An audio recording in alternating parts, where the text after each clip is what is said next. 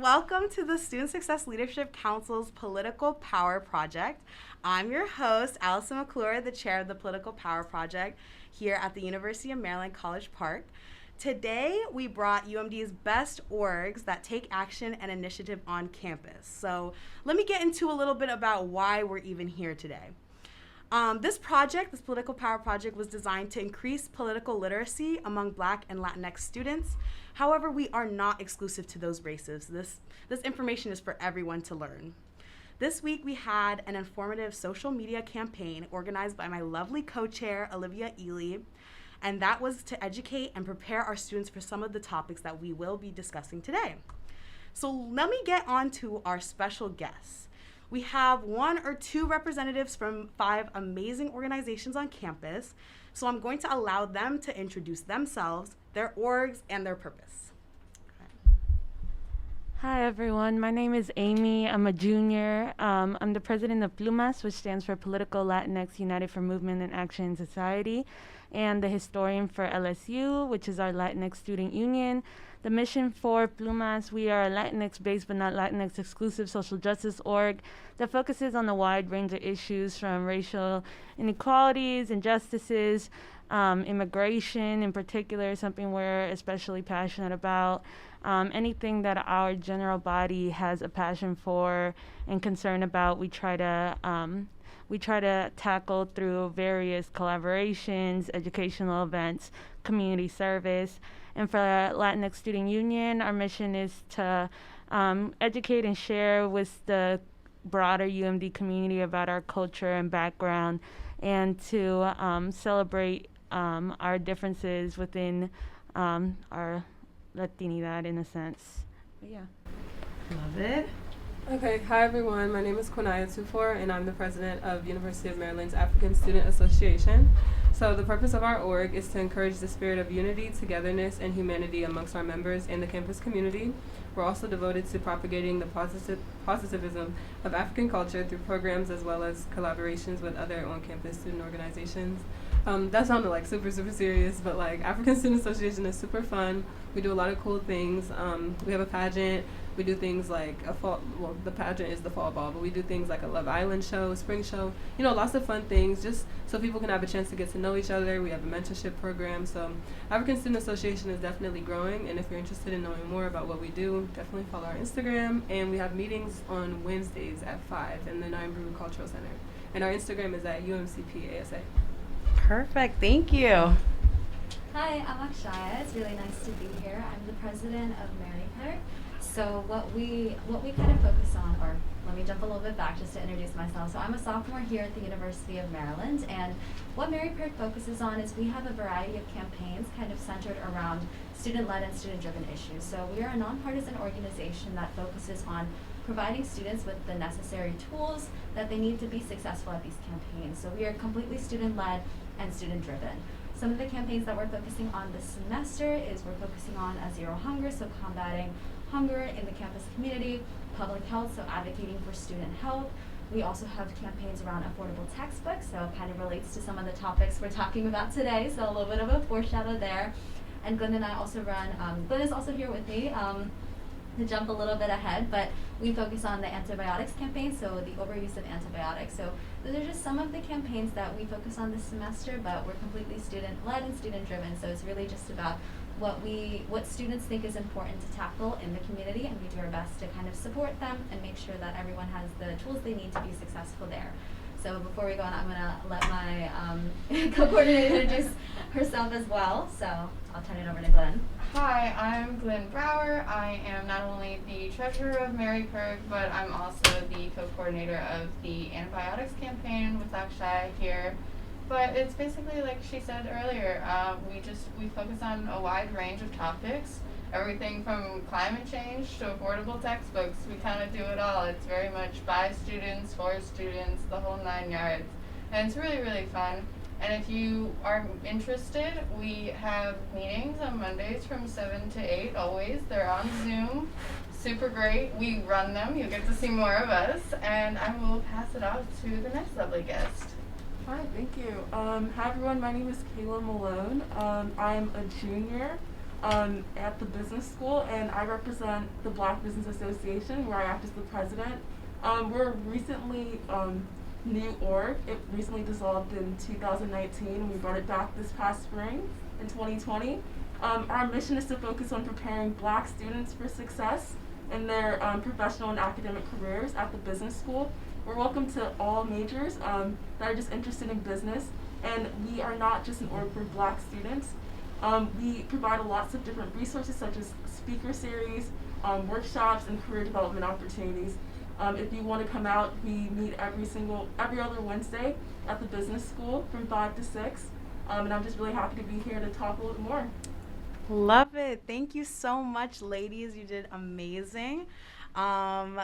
Let's get into it. Let's get into our first topic. It's a little bit lighter. It's a little bit more on a national and a broad scale. Let's talk about what Joe Biden actually is doing. I mean, when he was elected, both Democrats and non-Trump supporting Republicans breathed a sigh of relief. But now I'm starting to think we should have held our breath a little bit. Let's think about what he's actually doing, what he's actually putting in place. For example, in the first 100 days, Joe Biden came in with a lot of momentum and gusto. He signed 60 executive actions, 24 of which are direct reversals of Trump's policies. For example, he reversed the Trump policy banning refugees from key regions and enables flights from those regions to begin within days. The floor is everyone's here. We can talk about whatever direction. I know some individuals and organizations here, they are nonpartisan, so of course they can refrain from what they want to speak about, what they don't. They can keep it very nonpartisan as well. Yeah, so I guess I can start off. So I am going to be speaking on behalf of myself, not the organization, but I was reading something about how Biden, he is actually keeping the tariffs that Trump had in place, and these tariffs are affecting lots of small businesses. And so basically, to give you some background, the tariffs are in place for businesses that are trying to import goods from China, and there's been like a trade war against China and the U.S. And so it's really affecting small businesses, especially in our community. And so that's something that I've been very passionate in following these past few weeks since the news has come out. So do you think that maybe these tariffs might disproportionately affect Black and Latinx small businesses? Yes, I definitely think that it does have it can affect the Black and Latinx small businesses, because they're mainly the ones that are looking for, I guess, cheaper, like supplies, because like it does cost a lot to make different goods, and so if you're trying to keep your costs down low so you can attract more people, buying goods from China could be that option that many businesses rely on. And now there's tariffs that are kind of like hurting the businesses, the small businesses that are part of our community ultimately. Oh, wow. This is like a very broad topic that can really go into a lot of different things, including just the privileges Biden has as a white man in presidency, people putting too much faith in electoral politics, the whole system being built that way for him to have power. But I'm going to speak specifically on immigration, because that's where our expertise lies. There was many promises made in terms of immigration that has not been met. If anything, it's been a lot of continuation from the Trump presidency and the Obama presidency and the president before that. In particular, I know a lot of people were concerned about children who were held in detention camps. That's still going on. A lot of children have not been reconnected with family members or found. There's a lot of children who are still missing, and there's still a lot of folks going to the border hoping to get support asylum, which is legal. There has not been that many extensions in getting different types of, I guess, legalities to be able to live in the U.S. Hasn't been too many updates on a pathway to citizenship, especially for DACA recipients. If anything, DACA is still on the rocks, which makes a lot of DACA students very concerned. So immigration-wise, there may have been a couple I don't know, I don't remember which ones, but there might be some improvements in certain spaces, but really it's been a broad continuation of the systemic issues we've seen since the founding of our country. So, yeah. I'll be honest, I definitely think Biden kind of played on the whole, like, you're a minority, why would you vote for Trump, you should vote for me. And I think that, like, it made a lot of us, especially people who are, like, voting for the first time, it's like, if you're not that educated on, like, a lot of these topics, so there's so much that goes into someone being the president and all these promises that they make. It's like, I can understand, like, why a young, like, Latin person or a young black person could be like, okay, well, I guess I'm going to vote for Biden, because it's just like, well, everyone says Trump is, in quotations, racist, so it's like, let me not do the wrong thing. And I think a lot of promises were made, and like I said, he definitely just played on the fact that, like, minorities should be voting for him, and now we're kind of in a place where it's like, okay, well, what about us? Like you were saying, like, not much has changed when it comes to immigration, so it's like, now, like, I feel like in a way people think we're, like, kind of stuck, and it's kind of like, I mean, I don't regret voting for Biden, but it's just like, yeah, like, it was kind of like a situation where I think me and a lot of my peers felt like we don't have a choice, like, let's do the, in quotations, right thing, and now, like, I don't see much, like, that's coming out of it. Like, one thing people always say on Twitter is, like, where's the student loan thing that Biden promised? Like, I want my student loans taken away and all these things like that. Like, you know, everyone's like, well, we're going to, like, Biden said he's going to tax people who make over $400K, but it's like, okay, and now what? Like, yeah, like, now what? So, yeah, I think a lot of people are just kind of confused about what really was going to come out of this.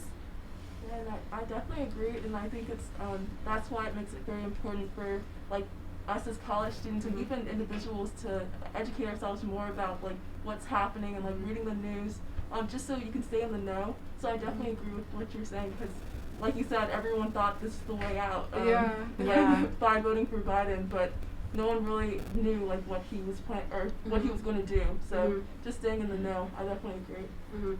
Yeah, I think this goes back to just people needing more political education, and personally, I think emphasizing the need for community organizing, because, and putting faith behind our community leaders, because Biden's history was not, there was nothing personally that I would see in Biden's history that made him a promising candidate. He was there present advocating for the crime bill back in the 90s, which upped incarceration rates for Black and Latinx folks, and still affects families today.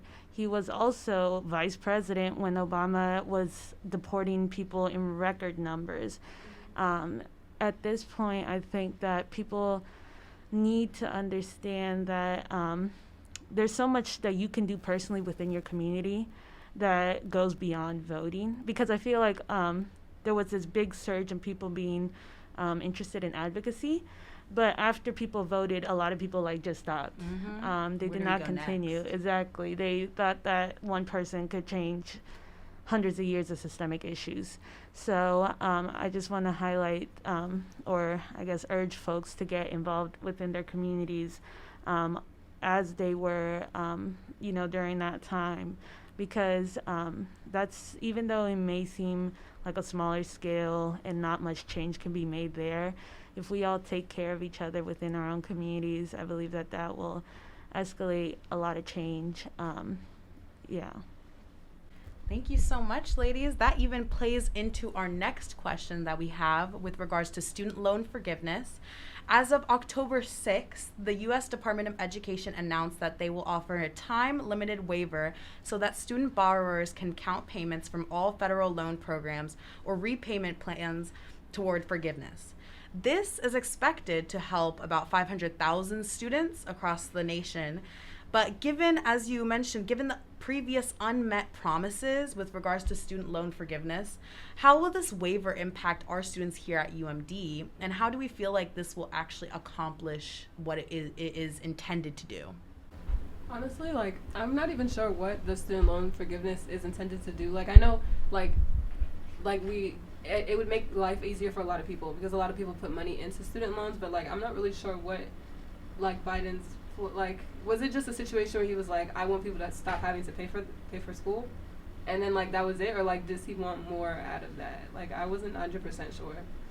I believe if someone is definitely more educated in that, but I believe from what I have learned, is that opposed to how other candidates wanted complete student loan forgiveness, I believe this is just to relieve maybe certain students under a certain pay range. Okay. I believe I didn't read into the fine details, but I don't feel like it's like a complete student loan. Oh, it's not. So it's not like a no loans at all. Like Yeah, I don't think it's a wiping. Oh wow.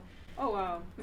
Yeah, that definitely changes it. Yeah. I think that brings up a big, like an important point about like the difference between student loans versus all the other things that we need to pay for when it comes to college, but also like the different aspects when it comes to college payment, and that it's just not like a full-blown process where there's just so much that goes into it. You have people who have already paid for college in the past, and people who are entering college now, and there's just such a big division of like people when it comes to socioeconomic status, when it comes to their ability to pay for college, that when it comes to student loan forgiveness programs, it's just so difficult to really think about how that's actually going to impact every individual without considering what are we going to do in the future? How can we make college more affordable to more students? How can we make it so that more people can pay for college and not have to worry about getting federal aid or having to only be able to being able to go to college through scholarships or things like that, especially when a lot of those programs are continually being cut by the federal government. So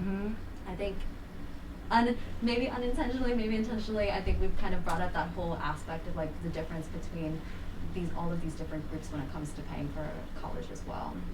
Yeah. I also think that in terms of not just like tuition, it's never black and white in terms of like, it's never a flat rate. There's always additional costs. You got room and board, you have dining, you need a dining plan, or you gotta pay for groceries. Like, you need to eat, it's important. And then you have textbook fees and all sorts of like these little things left and right that just kind of pile on. So it's not just tuition. You've always got more and more and more, and then I think it's just overwhelming in general. I think you can get the rug ripped under you, especially if you don't understand the idiosyncrasies of finance. I certainly don't. I'm terrible. I barely passed microeconomics. And in terms of like just trying to figure that out is just so difficult, even and especially on your own. You need important support systems and programs to help you understand before you can even pay. You have to figure out what you're doing before you can actually be like, okay, this is what I gotta do. You gotta get all your eggs in a row, and then all of a sudden you're like, oh, but I need this. I need another textbook that's $500. And you're like, well, how am I supposed to do that? Exactly. And it's even more challenging, especially for first generation students. I know some of my friends, even freshman year, being first gen, it's very difficult. And I know I'm not first gen, and of course, like, I can't speak on that, but that adds another challenge on top of that. I know MaryPIRG also had something to do with the textbooks that you mentioned. Would you mind speaking a little bit more on that? Yeah, absolutely. So we have the Affordable Textbooks campaign, and the focus of this campaign is, I mean, we're already paying so much for tuition, we're paying so much for room and board.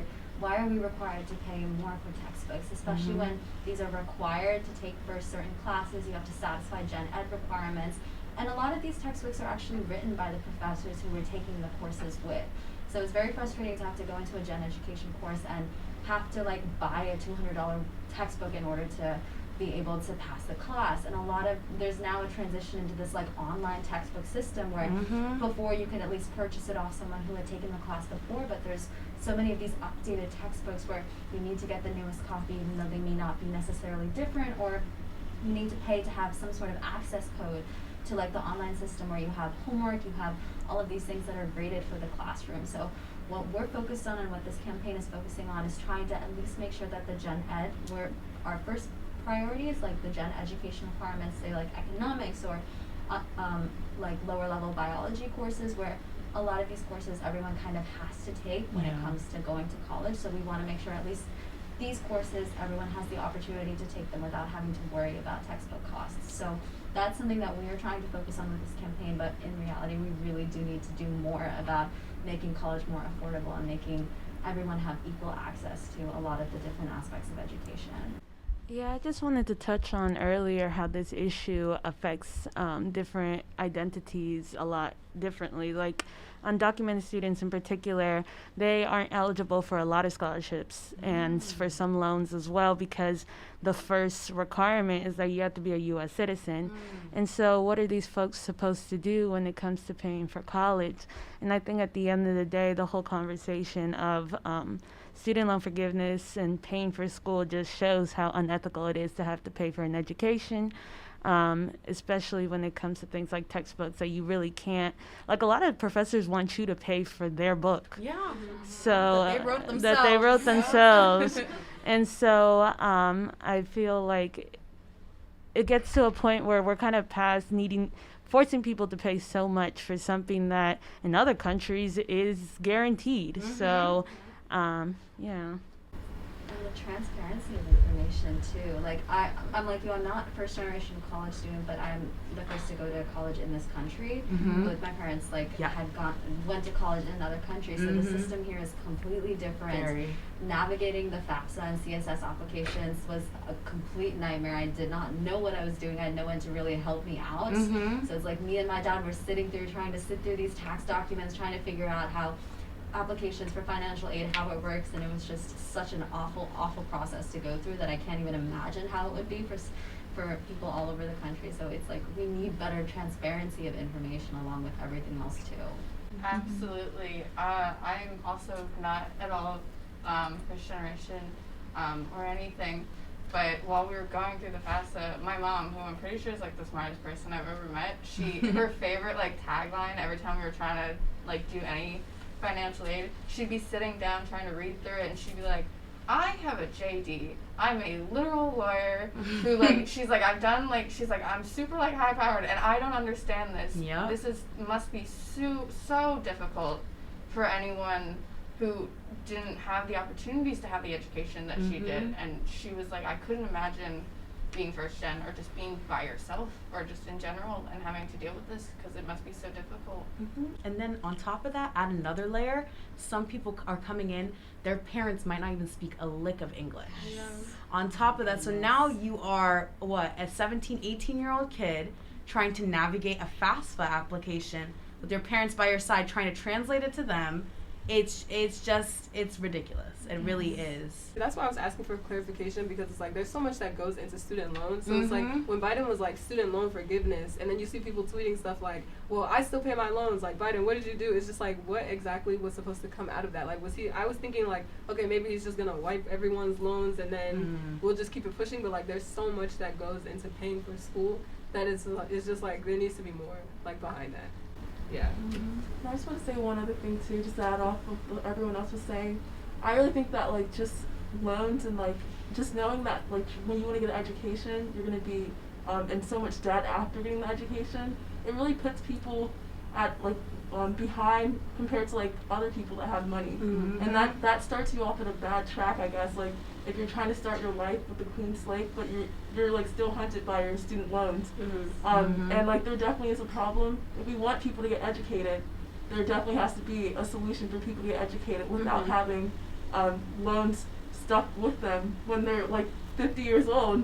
I don't know. It's definitely something that needs to be addressed. Yeah, I feel like if we're in a position where it's like Biden's the one doing the student loan forgiveness, and then we get another president who doesn't do that, then it's just like we're just continuing the cycle of people being in debt, because it's just like, okay, so I didn't get my loans wiped away because I happen to not be in college, or I happen to not graduate during Biden's presidency. Like, that's not good. Like, I feel like there needs to be more behind it. A system like, in place. A system in place versus just like clearing everyone's debt, like clearing the citizens who are under your presidency, like their debt, and then everyone else is kind of just like whatever. Because it's like my brother's in high school. It's like so if he goes to college right now, or when he goes to college, if let's say he has to take out loans, and then Biden's not president anymore. Like if my loans got wiped away, but then his didn't, it's like we're still continuing a bad cycle. So yeah. Thank you so much. So I'm gonna bring it back a little bit back to the political parties one, because I definitely want to get everyone's opinion on this. With regards to Democrats versus Republicans. So basically, 87% of black voters identify with the Democratic Party or lean Democratic, compared to with just 7% who identify as Republican or lean Republican.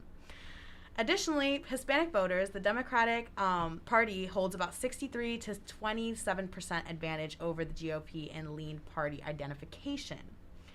What my question is, why do we feel as though the Black and Latinx community lean Democratic?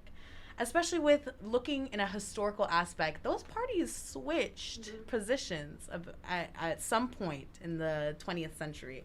So do we feel that it truly reflects their ideals, or are we simply just following the masses? As you mentioned, I know you mentioned, Kwaniyah, earlier on about you didn't regret voting for Biden, but now you're just like, what's going on? So maybe our ideals reflect not truly the candidate that we want. I kind of feel like we follow the masses. Like, as a minority, it's kind of just like, if I went and I told my family, like, I'm a Republican, they'd probably be like, what? Like, who do you mean? Like, we're supposed to be Democrats, as if, like, this is what you're supposed to do. And yeah, like, when you take elementary history, like, they tell you that it's switched. Like Black people used to be Republicans. So I really don't know what happened. Like, I can't, like, speak on all of that because I definitely don't remember, like, when they explain what happened. But it's actually kind of weird. Like, I feel like a lot of us are just kind of, like, especially first-time voters, like, you're kind of pressured into doing it. Like, when you get your license, I think it's your license, and they ask you, like, what is your political party? And then my dad was just standing there looking at me. Yeah, you don't even like, know at 16 years old. Like, I don't know, I was just like, Democrat. Like, I don't know. So then when it comes time to vote, you just vote Democrat because you don't know any better. And I think, like, sometimes, like, the pressure that, like, other minorities put on you to, like, not go against and not feel like you're, like, betraying your race is so much. So, like, you don't really do your research. You just go with it. And that's the actual problem here. Historically, I believe, if I remember right, the party switched during FDR's presidency because he was a Republican, I think. Oh, no, he was a Democrat, and, like, all of the Democrats switched to Republicans to Democrats because of how all of his reforms that he was passing. In terms of Black and Latinx party representation, I think particularly with Latinx community, it's a lot more politically diverse than people think, because I feel like everyone groups Latinx folks together as one homogenous group when really it's an ethnicity. And so there are Black Latinx folks, there's Asian Latinx folks, there are white Latinx folks. And so all those different identities, including, like, are they low income, are they high income, plays into their voting style, how they choose to identify. Because like, a lot of white Cuban Americans in Florida are Republican because during that time when those folks were leaving Cuba, Reagan, who was in presidency, gave them a lot of amnesty because of his fear of communism. On the other hand, a lot of Central American Latinx folks, brown and Black Latinx folks, tend to turn towards more like Democratic leaning because of these promises of reform and help for our families who are trying to adapt to U.S. A lot of those wishes aren't or promises aren't met, but and I've seen a couple interesting conversations about how there would be a lot more Black and Latinx folks who were Republican conservative if the Republican Party wasn't blatantly racist. Because the Democratic Party is definitely racist. All of them are racist. But because, especially with our men and how misogyny taps in within our community and, transphobia and different phobias like that, and homophobia in particular. Like, a lot of Latinx men in particular are homophobic, and so they agree with a lot of Republican ideals, but they wouldn't say they're Republicans because of whatever thing. So I feel like I was saying earlier, political education is really important, especially when it comes to teaching folks that there are other worldviews out there, I guess, in a sense. And especially, I don't know, I'm mostly thinking of the radical revolutionary groups in the civil rights era. So like the Black Panthers, the Young Lords, they very much focused on redistributing wealth to middle-class families, or to the working class in general. They focused on, anti-misogyny, focused on, a lot of collaboration within different racial groups. So I feel like people need to read more about other ideals, read more about intersectionality, and how if you don't have to follow something that you don't believe in a sense. Like, I'm not saying people should become Republican or whatever. What I'm saying is that if somebody's racist, then they're racist. If they're homophobic, they're homophobic. You don't have to follow them just because people tell you should. What's really interesting, to even back up your point there, just for our listeners that might not know kind of the background of just like saying you're affiliated with a party just because the masses are saying, and in 2019, about 4 in 10 Black Democratic voters actually called themselves moderate. And while smaller shares described their views as liberal, about 29%, or conservative, about 25%. By contrast, 37% of Hispanic and 55% of white Democratic voters identified as liberal. So that's just a little bit of more statistics behind it of how your ideals might not completely match the party that you are affiliated with. And I also wanted to give a little bit room for MaryPIRG to speak on their nonpartisan views and why their organization decided to go that route, because that's a great point as well, that we want our students to know that there's orgs like that don't have a specific affiliation. Yeah, so we can speak a little bit about that. So we are a nonpartisan organization. Part of that is that we are funded by SGA at the University of Maryland, and that a requirement for that is that you cannot be affiliated with a political party. So we do our best to kind of make sure that our personal political views do not interfere with the organization themselves. So many of us do have personal political beliefs, and as we are an organization that kind of targets issues that we see in the community, there perhaps is a bleed through, but most of our issues, or all of the issues that we focus on, tend to kind of be surrounding community welfare and not necessarily tied to a political party whatsoever. So it's partially that we are funded in a certain way by grants and by the University of Maryland SGA as well, so we need to make sure that we maintain that sort of non-political. Yeah, so make sure that we're nonpartisan. We're not a non-political organization, but we are nonpartisan. Oh, we're like neck deep in politics. We love it. That's why you're here today. But we are very much nonpartisan, and it's kind of runs with, I don't want to call it a brand, to be honest, because we're a nonprofit. We don't have but in that vein kind of a sense, that we are very much by students, for students. Everyone who wants to volunteer is welcome. We love volunteers. We're not going to turn you away. And I think that it also, I think a lot of people, and specifically in terms of the partisan political system, they get caught up in it. And I think that it's almost nice to have a way that you're like, this is just who I am. This is what I want to do.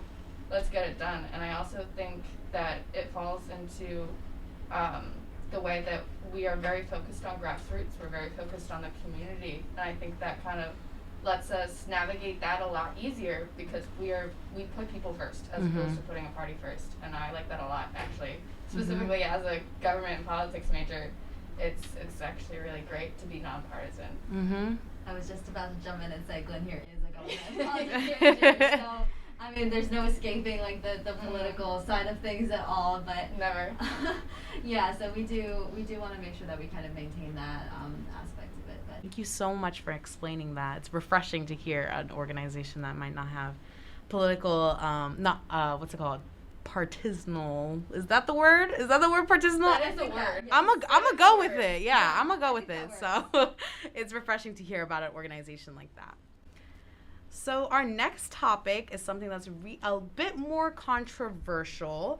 It is critical race theory. I know there's been a lot of talk about that lately in the news.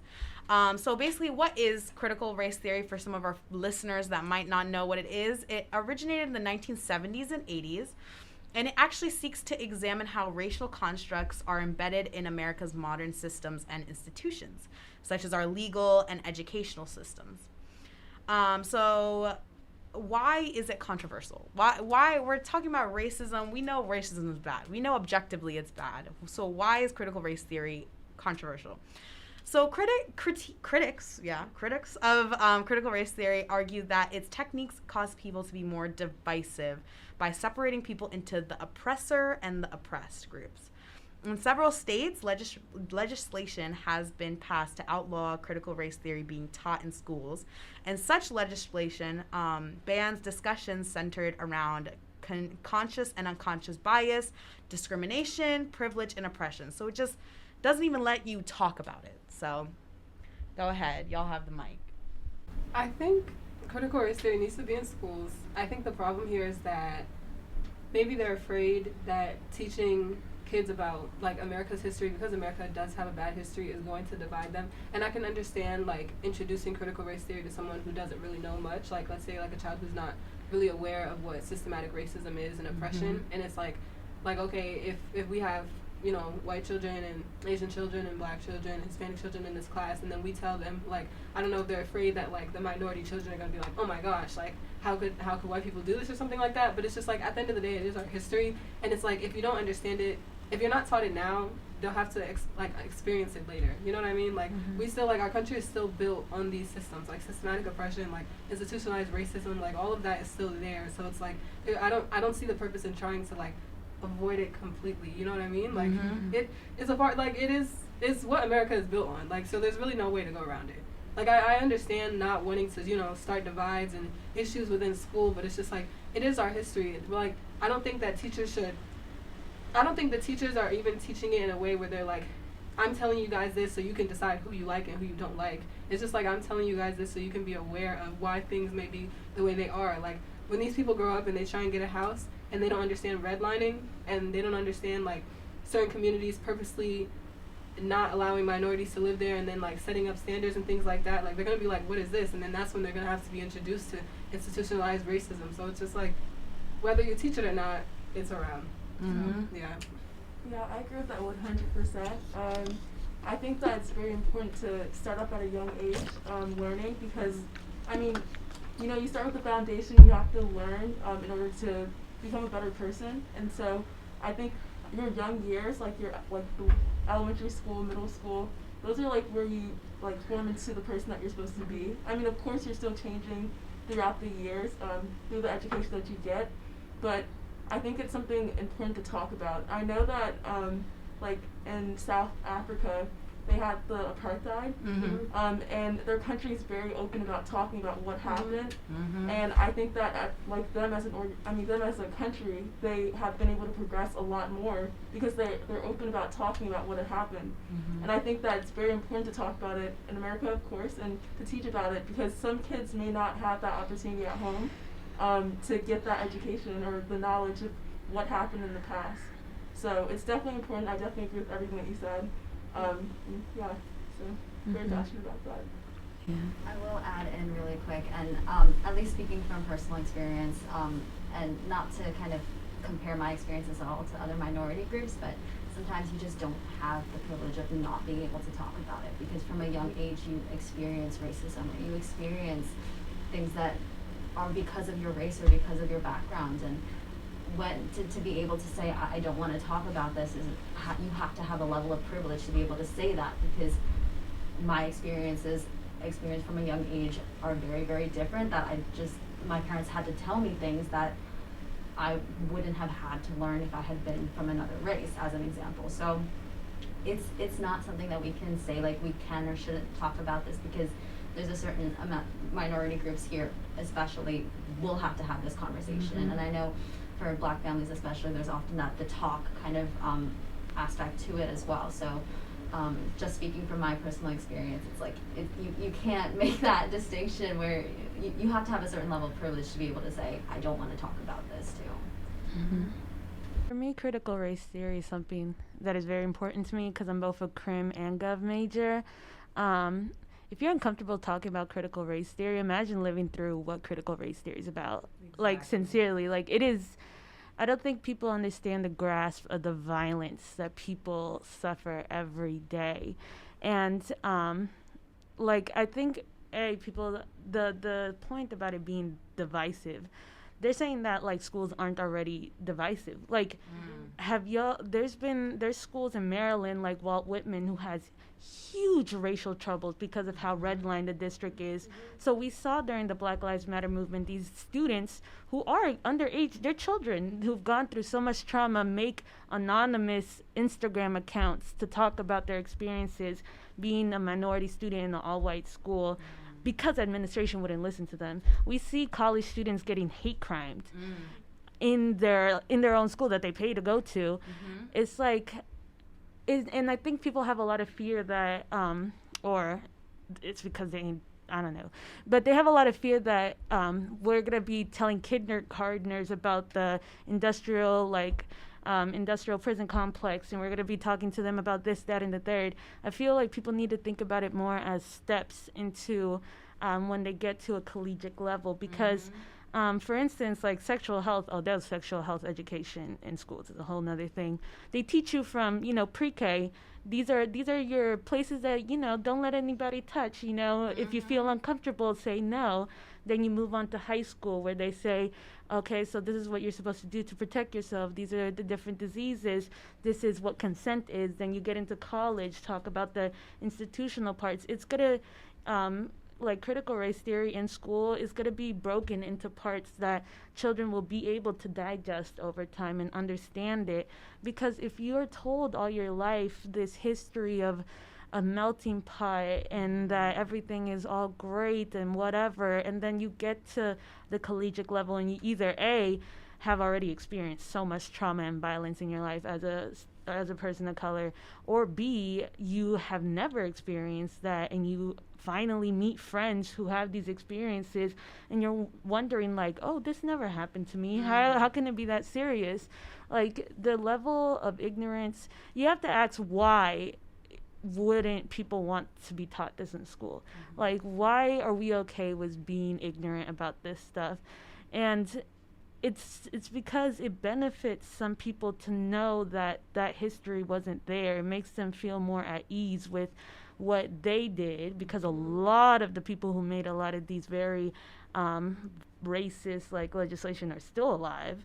Exactly. They either feel like that way they don't have to internalize their own privilege and their own complicitness in the system. And that's not just white folks. There's different levels of privileges within your identity, whether it's just being lighter skinned, whether it's being of a higher socioeconomic status. There's so much that goes into it that it really is a disservice to be taught all of this once you're almost fully developed. Exactly. Because then you're just not gonna get it. You can absorb that information that you need from it. Thank you so much, ladies. That was very enlightening. I love your analogy of the sexual consent and stuff, because that's perfect. It's baby steps. You start with smaller ones that they can comprehend, and then you build on their knowledge so they're always exposed to it. All right, so we're coming up on our final question that is very specific to us here. So what do we feel like UMD can do to support student activism more? So, for example, I know of the Dingman Center and the School of Business that helps support startup companies.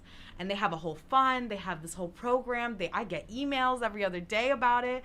But why don't we have something to support student activists? Why don't we have a specific center, a specific place, or something to support student activists? I know we have SGA funding and stuff like that, but I feel like what can we do not only for UMD to support us, but also on how we can support each other? I think a lot of the disparities in help for advocacy groups on campus is because if the university chooses to help us, it shows that there's something wrong within the university. Like, if I, as this big, powerful, diverse, and inclusive university, fund and put limelight student activists who are actively fighting against me, it's not a good look. I feel like unless you're in the advocacy circle at UMD, you really don't understand the pressures and sometimes the trauma that student activists go through, like sitting through meetings with administration, having to help thousands of students with their needs. Like, there's a lot, and I think the biggest thing that could help, of course, is materially getting people funding, so they can carry on their activities, because a lot of the funding will go back into the community anyways. And then B, I think the biggest thing is also coalition amongst ourselves. I'm not saying that, actually, it's like, for me, I think the most, as PLUMAS, our biggest focus is coalition with other groups. Like, if administration hates us and they keep shutting us down, it doesn't matter as long as we have our allies with us. And so I think that's the biggest thing is even if you're not a part of the racial group that a specific advocacy organization focuses on, you have your role in the fight, whether that's, hanging up posters, whether that's helping at a fundraiser. Like, go to people's events, educate yourself, make friends, literally make your allies. Like, if MaryPIRG has an event, go to MaryPIRG's event, find out about Zero Hunger, what you can do to help. Especially MaryPIRG gets they're always on shaky ground when it comes to their funding. And yes, so, they and so it's, and I they am do, the treasurer, I can confirm. exactly, they're always on shaky ground about their funding, and they do so much amazing work directly in the community. So what does MaryPIRG need? Do they need signatures for a petition? What does NAACP need? They do a lot of great projects as well. Coming soon at the end of October, the last week of October, is Student Activism Awareness Week that is sponsored by NAACP. And so there's going to be so many activities, so many opportunities for you to meet student activists in the community. So if you want to learn more and get more involved, literally just go out there and talk to people. I think that's a great answer, and I also just really liked how you talked about the interrelationships between all of us. And I don't really like to say it, but sometimes it feels like high school. I feel Very like cliquey. Yes. not only that, but I will absolutely trust PLUMAS or trust any groups more than the administration sometimes, because I know I can rely on them, not just historically, but just like actions speak louder than words. 100% of the time, and the people that show up are the ones that really do matter. And you don't have to show up perfectly, but as long as you show up and you're ready to learn and you're ready to do something, that's great. And I think it's not like the best way to do that, if that makes sense. Like, I think that it's important to trust each other, but I think it's important to trust everything. Like, we should have faith in the administration, and sometimes I don't, specifically in terms of funding and things like that. It's difficult, and there needs to be more education, more trust, more open lines of communication in general. I think it's important to have inclusivity and just have everyone involved, because everyone is affected. And especially when it comes to activism, like, change is always hard for people to accept, and it's always hard for people to want to get behind on. So it's important to, I guess, acknowledge that as a first. And then I think for us personally, a lot of issues are kind of seen as like generally accepted in this area, whether it be climate change or whether it be something like public health. But sometimes activism, some of the issues may not be well known and may not be accepted as issues. So we kind of have to break that barrier of, yes, this is an issue, yes, this is hurting our society, and this is what we can do about it. Like, for us personally, our campaign, that's yeah, kind of I knew that's where you were going. Yeah. Love it. Introduce it. Yes. So our campaign focuses on the overuse of antibiotics, which a lot of people just don't know about. Don't know it's an issue. So, and until we see like a pandemic in the news, or we see a pandemic that hits or we see it in the future, that's only then will people be like, oh, this is an issue. Yeah. When climate change comes to the forefront of the discussion, it's because of something big that happens, and then somehow people kind of like, I think now it's at least better that we're discussing and we're talking about it. As an environmental science major too, it's like really important that comes to the forefront. But for our personal campaign, as an example, where we kind of focus on the overuse of antibiotics in livestock. So the fact that many corporations use antibiotics not as like a once in a while for sick animals, but as a regular thing. And antibiotics are life-saving drugs. They are the cornerstone of modern medicine. It's like most of everything we do in medicine is based in antibiotics, and if we lose antibiotics, there's really, you could go to the hospital with a simple paper cut, a simple cut, and you could have a basic, some sort of infection that would easily be cured by antibiotics. And it is entirely possible that even now you go to the hospital and you can be told that there is nothing they can do because there is no antibiotic that works on the bacteria in that infection. And that's a terrifying, terrifying thought, especially since we just kind of are in the middle of a pandemic and just kind of coming out of it now. But there's a belief that a pandemic in the future may be based in superbugs. There are antibiotic resistant bacteria just like that. So that's kind of, sometimes we have these like campaigns that people may not know about and people may not realize are issues, where we have in the forefront climate change, but something like this kind of gets thrown to the back as well. So And I just wanted to add that, like, with everything that's been said, I think everything that everyone has said is very enlightening. And I think that for the people listening and also for us to all understand is that it's very important to just, like, educate yourself, read, try to find out more, just find out ways you can be an ally or to help someone that may be oppressed or feeling oppressed.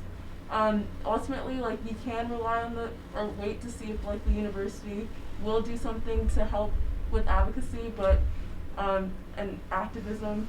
But at the end of the day, it starts with you. You're an individual, so it's important for you to go out there and try to educate yourself and not rely on other people to educate you. And I think that's something very important that a lot of people, they wait for people to try to educate them on how to be better people. But at the end of the day, we're all individuals, and you have Google, you have other people. But really, it takes your initiative. You need to go out and try to educate yourself, and that's how it will become a better campus. You'll be a better person, and yeah, you'll help lots of people. No, I love it. Thank you so much, y'all. I just want to, before we wrap it up here, I want to get from everyone, what are your next big events? What do you want the most people at? What's coming up in your club, in your organization? What are you sponsoring, co-sponsoring? Get it out on the air so our listeners can come and take action. This is a call to action for all of them. I'm going to start with LSU-wise. I believe it's the 26th. Not next next Saturday, actually, the 23rd. LSU's having a DMV meetup of different Latinx student unions from other colleges. So, like, LSU at Towson, they're going to come down, and it's a great opportunity to mingle with people. Tickets are $5, and that just pays for your food. And it's going to be a great time. It's like a social event. PLUMAS-wise, we're collaborating with NAACP for their Activism Awareness Week at the end of October. A bunch of different mutual aid groups in the area, like from the Roots and Aldelia's Community Response, helping them with their initiatives. And we should be having a forum soon for disabled students in the community. We really want to know how we can better serve you as an activism org. So a lot of great stuff coming up. So look at our social media at Latinx Terp for LSU and at PLUMAS at UMD for PLUMAS.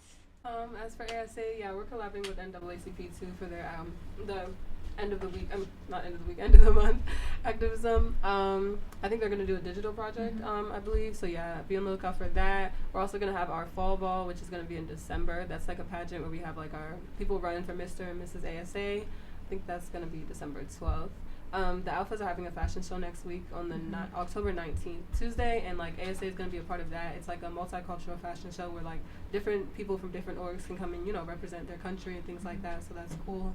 And yeah, besides that, like I said earlier, we have our meetings every Wednesday at 5 in the Nine Brew Cultural Center.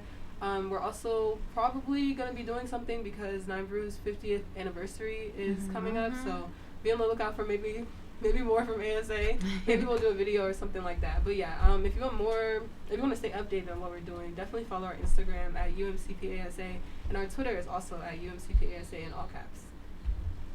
Thank you. Yeah, so we have like a couple things coming up right now. I'm going to start off small. We're going to start off with our personal campaign for antibiotics. We have a poster creating event just to like put them around and be like, hey, this is a problem. That is going to be on October 20th from 2 to 4 in Lafrac. You'll have more information on our Instagram.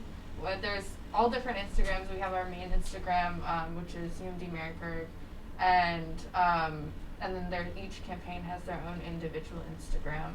And there are more events, like specifically for the antibiotics campaign, we actually are holding a launch party, which is in conjunction of our national U.S. PIRG, that's like the national version of us, and that is going to be in conjunction with their campaign launch against McDonald's and how they run their antibiotics supply chain. And that is going to be Sunday, December 5th from 3:30 to 6:30. And the location is tentative, but that is the date. We just decided that this week. Thank you. There's more events coming up. Yeah. I'm going to pass it over to Aksaya. Yeah, so those are the ones that focus on the kind of campaign that we're running, but the best way to kind of learn about our events, follow us on Instagram, and also we have CORE every Monday from 7 to 8 p.m. So this is just a meeting where all of our campaigns come together, talk about campaign updates, and talk about events that are kind of running for each of those campaigns. So the Zero Hunger campaign is also doing a movie night, so just to kind of bring people together and watch a good movie as well, which is always fun. Yeah, it's Hocus Pocus. Y'all should go. I love it. It's Favorite Halloween movie. spooky season, and the admission ticket is just you bringing non-perishable food item, and they're gonna donate it actually to the UMD food pantry right here on campus. It's right next to my building where I live. Thank you. And then finally, I guess, for the Black Business Association, we have a meeting next week on Wednesday. Our dean is actually speaking at our meeting. It's going to be creating your personal narrative. We believe that having a narrative is very important. So it's going to be from 6 to 7 in the business school. You can find that information on our Instagram, bba.umd. And then finally, we have a second event coming up on November 3rd. It's called At Their Own Game. And basically, it's a financial workshop. We believe that it's important to have financial literacy, so definitely look at that one. It's coming up on November 3rd from 5 to 6. Thank you for having me. Thank you. And I'm just going to say my final little words. I just want to thank every single one of you that are here. What you're doing on campus is absolutely amazing. I also want to shout out to my awesome committee, the PPP committee. Without you all, this podcast would actually be nothing. I'm sure you heard from all my committee members. Also, make sure you follow all these orgs on Instagram. They're also going to be in the comment section. Follow up with their events that they have in store for you all. And catch us next month, possibly on the Political Power Project. Again, I'm your host, Allison McClure. Thank you. Thank you. Thank you.